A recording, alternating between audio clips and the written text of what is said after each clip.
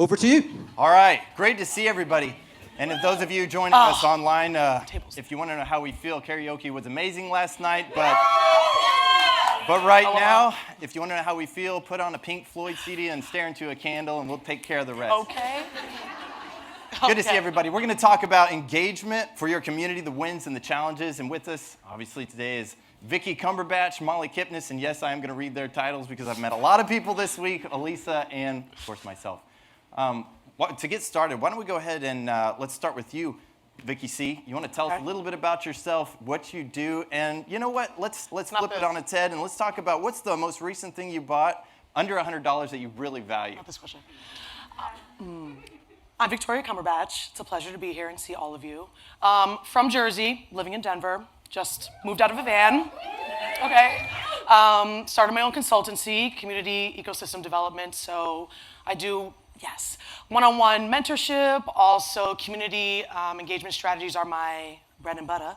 And it's called Adventures of Community. Like Adventures of V, but community.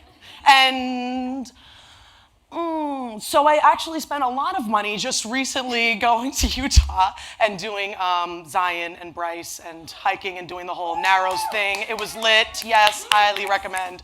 And it was not under $100, so sorry. Okay, Thanks. so experience. She broke the rule, but we'll let her fly this time. Molly, why don't you let's do the same, and what are your thoughts? Hi, is this on? It's on. Okay, cool. Hi, everyone. My name is Molly Kipnis. I'm the community manager at Gong from Chicago. It's my manager. Yes. Woo! And this is so much less exciting than what you just said. Okay. But I got a fantastic water bottle recently, under $100. So if you're gonna come talk to me about anything after this, ask me about my water bottle. Yes. BPA free. Really good. It's not. Okay. Last one. Shop small. Fancy. Dang. What plastic Damn. bottle? I don't know what you're talking about. Not That's you. not mine. Alesa, save her. Hi, everyone. I am Alesa Little, and I am the community manager for an online training company, or e-learning, if you will, called Karis. And I am from Utah, so yeah. Yeah, okay. Utah. And under $100, okay, can I do like a subscription thing that I do? Okay. We're all breaking the rules. All right. How many of you love Hallmark movies? Anyone? Yes? Woo!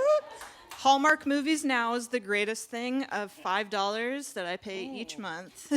So I love it. All the romance you can want. Yes. Fabulous. Now I know how to save, pay my wife back for letting me come for a week and leave the 3 kids at home. This is great. Yikes, okay. we didn't know that. Thank you. Okay, well, let's talk about wins and fails that you've had with your engagement strategy.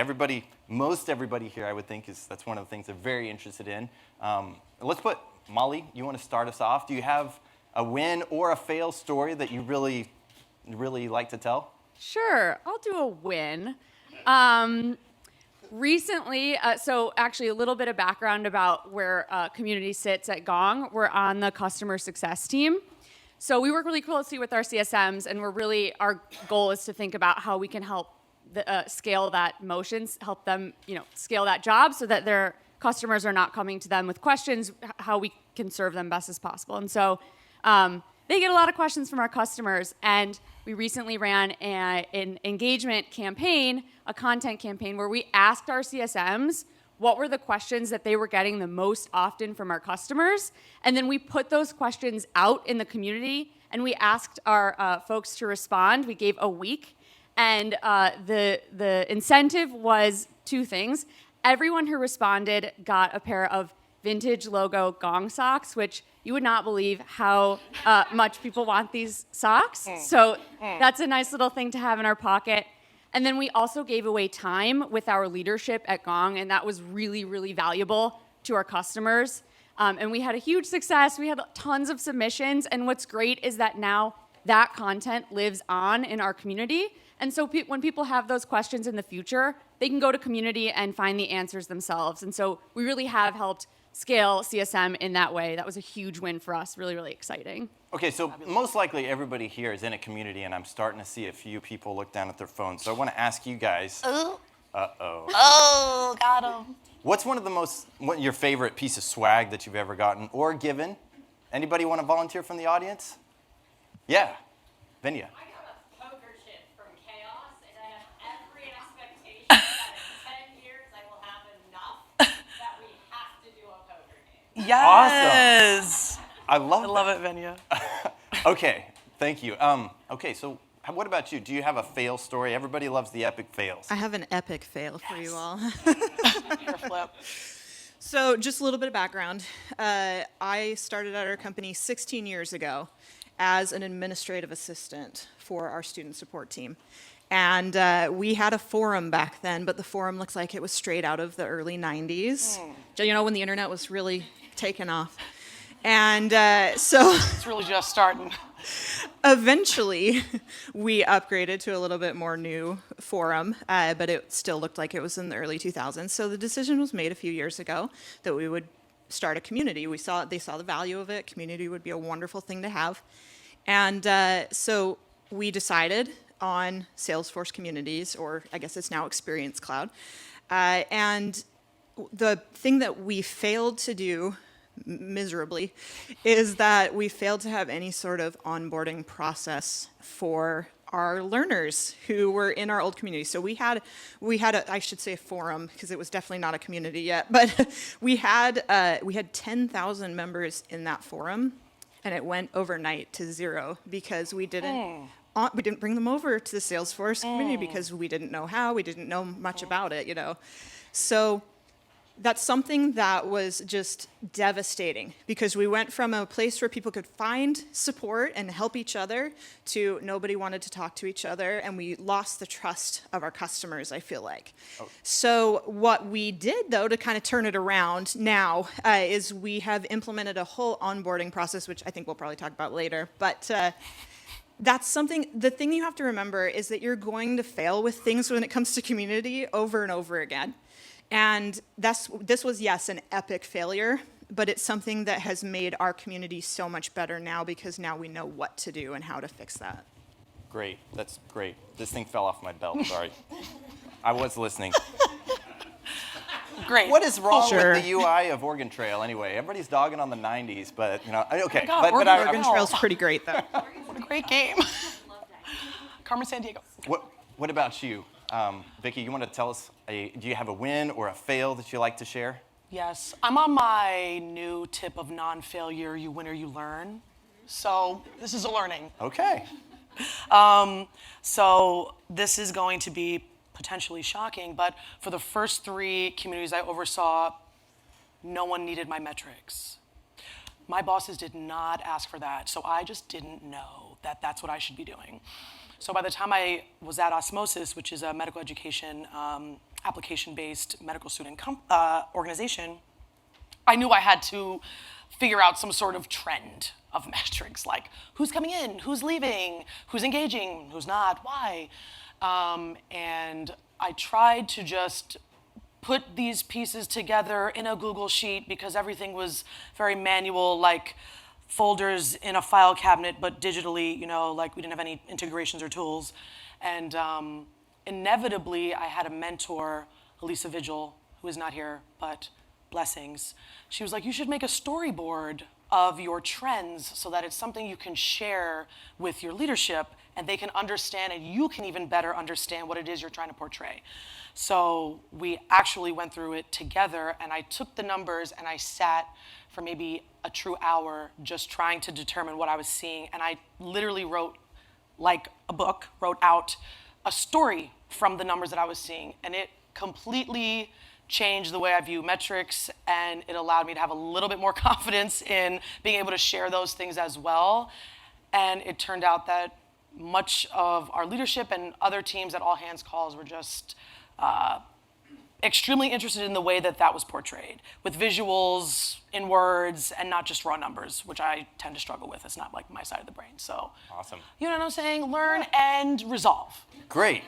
I love it. Okay, so what we didn't tell you is we had a lot of controversy when we were talking about this. Now, usually you have a panel that they say, oh, yeah, absolutely. We go to the next thing. They actually disagree on a few things. It's going to be kind of weird. So I think it's okay to highlight that, but let's talk about that. You mentioned onboarding, and this may not be the controversial part, but let's talk about onboarding for a moment. And it's one of the critical pieces. If you get it wrong, it's hard to bring that back sometimes. What did you learn from that onboarding? Have you learned anything as far as, what you would do now if you tell your older self?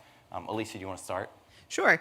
So the main thing that we learned was to make sure that you communicate early and often with your community members if you are planning to change platforms or make any major changes to your community. One. Shocker. Okay. Huge. Yeah.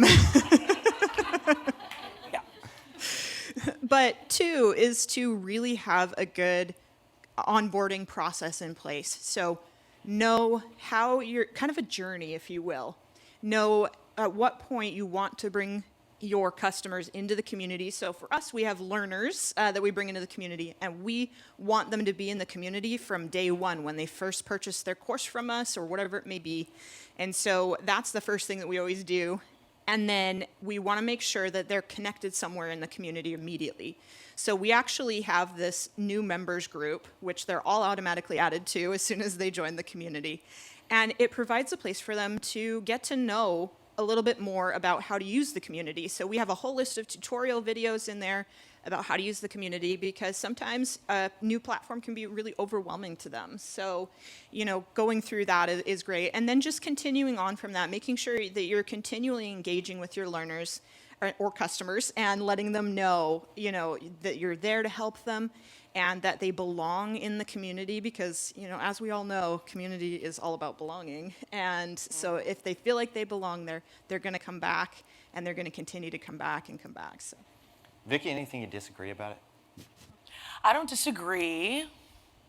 Okay. I am not going to be disagreeable right in this one, but it's coming. But I would just add that the way that I like to come at onboarding is through personality types. Okay, so I'm into astrology, it's whatever. But for my more analyzers, I like to have just full text-based, thorough, robust. Everything is here in written form so you can return to it. For my more promoter energy, they don't really need the details. They just want to glimpse the situation, high level, infographic, somewhere in there. And for our more controller supporter types, I like to have a Loom video. Before there was Loom, I just did it on my phone and uploaded it in the old days. In the even older days, it was probably just Zoom, and I recorded myself. So I would have all three saying essentially the same messaging in whatever layer of onboarding, tier step we're in. Most of the communities that I've overseen have been in Slack, so I would do a Slack workflow. But I think this works really well with drip emailing, kind of maybe 5 messages like this, having all 3 in there that they can choose. Okay. And Molly, and if you disagree with her, Molly, Mercury's in retrograde, not to so let's disagree. give her some Okay. grace. Trying to cause Go drama. ahead. What do you want? Dramatic. Onboarding. Yeah, so onboarding is super, super important. And one thing that I do, and I'm going to continue to do until I can't because I'm one person, is I message every person that joins our community. I take 2 minutes for each person. I look them up on LinkedIn if I can find them. I find one thing about them that I can, add to their message, and I make it really, really personal. That goes so far with community members. Right from the jump, as soon as they join, they have a relationship with you. They know you're a real person, and that this is a space where they're going to be recognized as a real person. And the messages that I get back are so wonderful. I couldn't have even told you how amazing and how far that went with our community members. And that's how I make friends with everyone, and that's how you get them engaged, and that's how you keep them there and create that stickiness. It's so, so important. So as long as you can do that, if you have the capacity, which you can, because you're, one person can do a lot. Do that as long as you But not too can. much. Don't try to, right, yes. Okay. Balance, yes. Burnout. Okay. For sure, yes. But anyway, that's my piece of advice there. Great. And she's not just saying that because her boss is in the audience. Right. Okay, so, but she may be getting a raise. Okay, let's change subject a little bit or go a corner. So we didn't talk about this, but the department through which you report through, I believe, if I can remember it right, Alesa, you report to a specific learning department. Yeah, learner experience. Learning experience, okay. And Molly is customer success and Used to be. do your own thing. Okay. But Yep. used to be people. HR people, okay. Of course, I'm marketing, and I assume that's what everybody believes community should? Never. Here's our disagreement. Surprise. All right, well, I guess nobody's here to hear me. Okay. But what do you guys have what are your thoughts, pros and cons, as far as where it should report up to and what the difference it makes? Vicki, since you care the most, let's. Okay. Yes, I do care the most. Maybe because I just know like little about marketing that I am naturally anti, but I do feel like social media comes under marketing and campaigning and rote numbers and dare I say a little disconnection.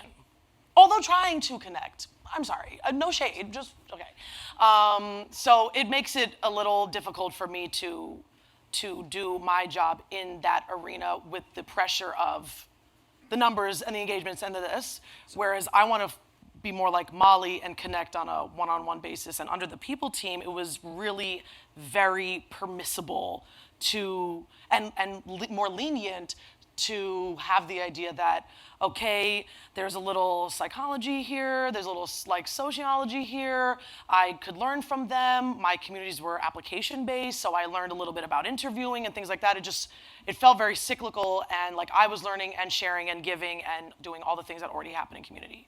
And it was okay. And if we could make it actionable, like everybody's likely in a different spot. Yeah. What do you think well, is there a way to make it actionable? So if someone is in this versus that department, do you have a suggestion on what the focus should be as opposed to your department? She's going to say no. No. Okay. What Molly. the focus should be is my department? No, I don't know yet. Come back to me. Do you have an opinion on the department?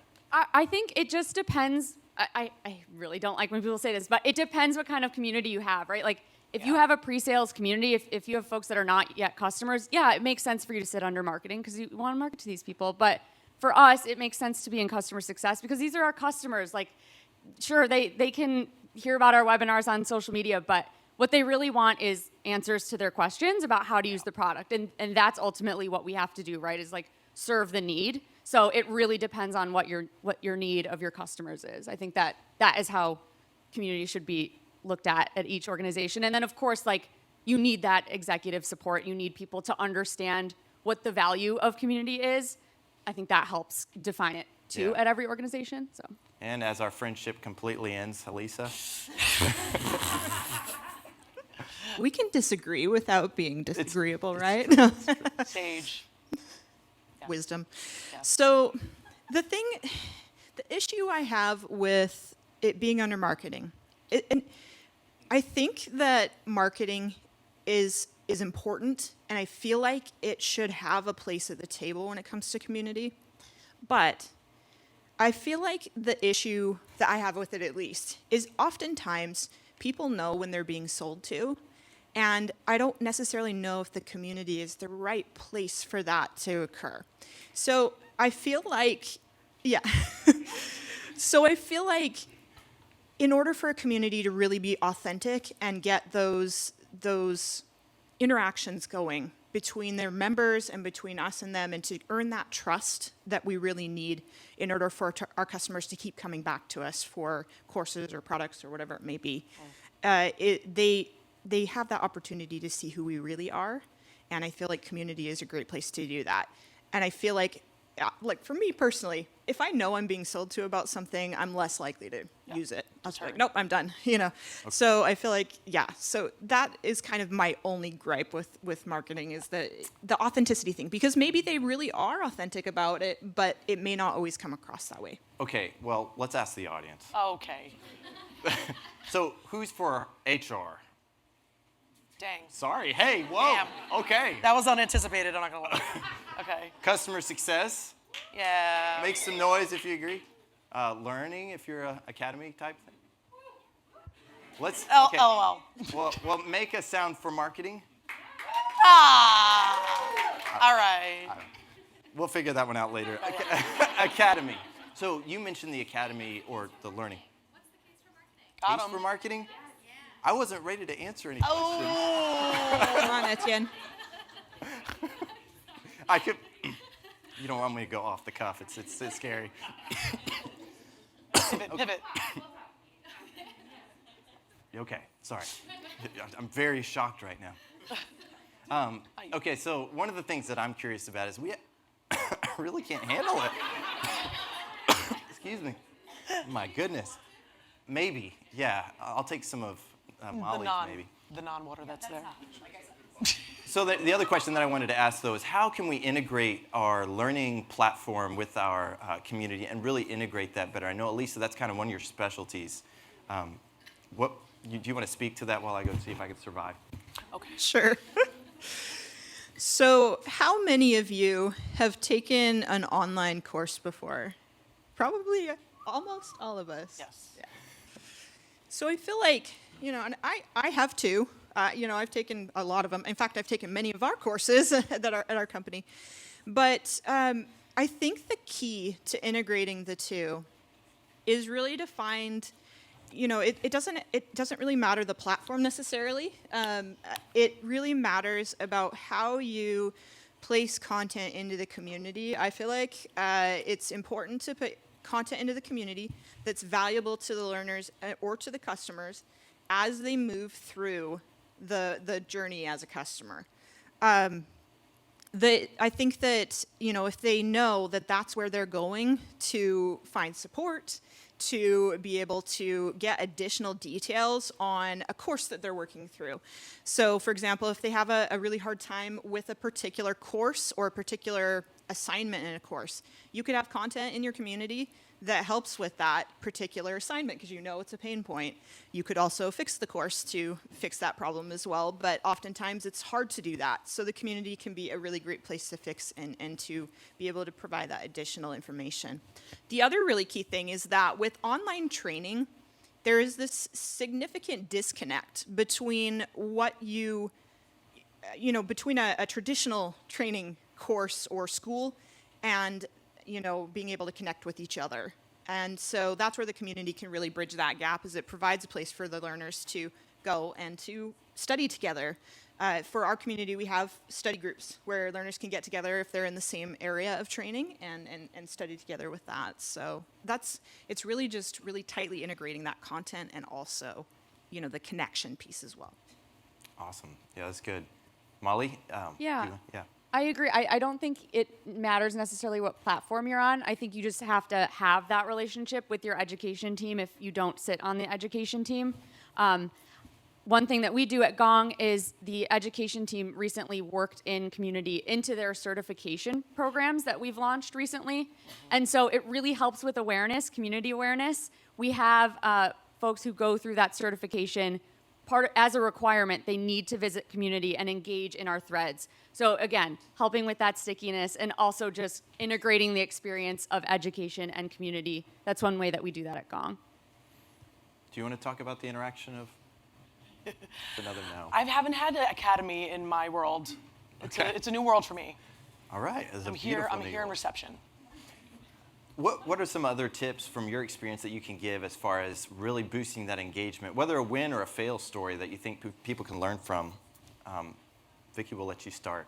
Sure. So I enjoy looking at engagement strategies through seasons versus quarters. So I learned this from Tatiana Figueiredo, if anybody knows Tatiana. Yes, Tat. Okay. So yeah, she taught this idea and learned it from a book. And the idea that I kind of migrated in my mind is making engagement strategy as a table and having each season listed out. So if we're in autumn, we're coming up to autumn, we might feel warmth, we might want to start to review maybe the past few months, we might be in more of an inside events world and feelings. Okay, so I'm on my feelings tip, like how do my members feel in this particular season? What do I know of their persona that I can bring here?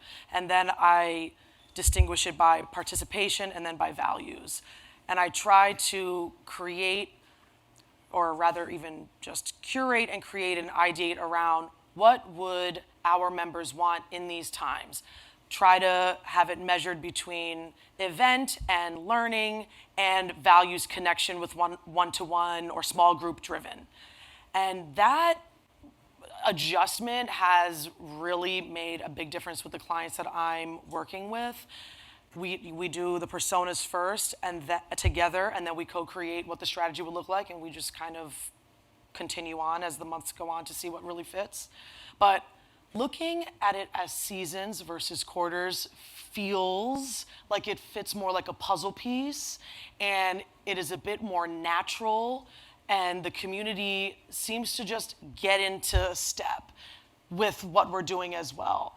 It's so small, and it is semantics really, yet it's also pretty significant and impactful that I have found that brings it home. Molly, what do you have?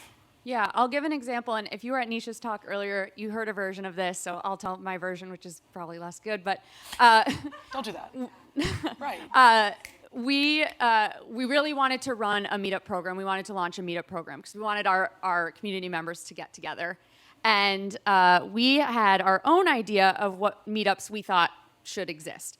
And we ran a couple experiments. We thought, okay, we'll do one location-based meetup. We'll do one persona-based meetup, and we'll do one interest-based meetup.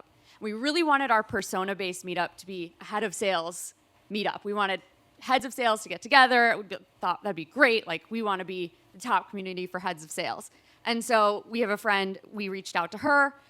She was an engaged community member, and we were like, we want you to run this meetup. You're going to be great. You're going to do this for us. And she came back and said, I actually met someone in the Gong community. We became really, really good friends, and we'd love to run a women in revenue meetup. That resonates with us. And so that is now our most successful meetup. I actually met someone who comes to our meetups here, which was like the most full circle amazing moment. And so my advice when it comes to engaging, it's like, take yourself out of the equation, be selfless, and our CEO says follow the music. So what that really means is just listen to your community and do for them, rather than what you want them to do. Mm-hmm. Alesa, what do you have? Yeah, I totally agree with you. I was going to say exactly along those lines is to listen to what your community wants to do in it, and then build that cool thing for them. We tried to, one of those little, learning opportunities is we tried to get ambassadors who were currently in the courses that we're taking, but we realized that they feel so unsure of what they're doing, in the courses, that they didn't feel comfortable enough to be able to speak as an ambassador. So what we have done is we've found ambassadors who've completed our training, who are certified in their field now that they took, the training, and are working in the field of their training as well. And we've invited them back to the community to participate in that. And it's been this really cool experience where they connect and they show, our customers that it's possible to succeed. And it's really helped our learners to feel connected and feel like there's an end in sight and that they can succeed. And I love that about that is, that listening to what the community members want and building that really cool thing. That's good.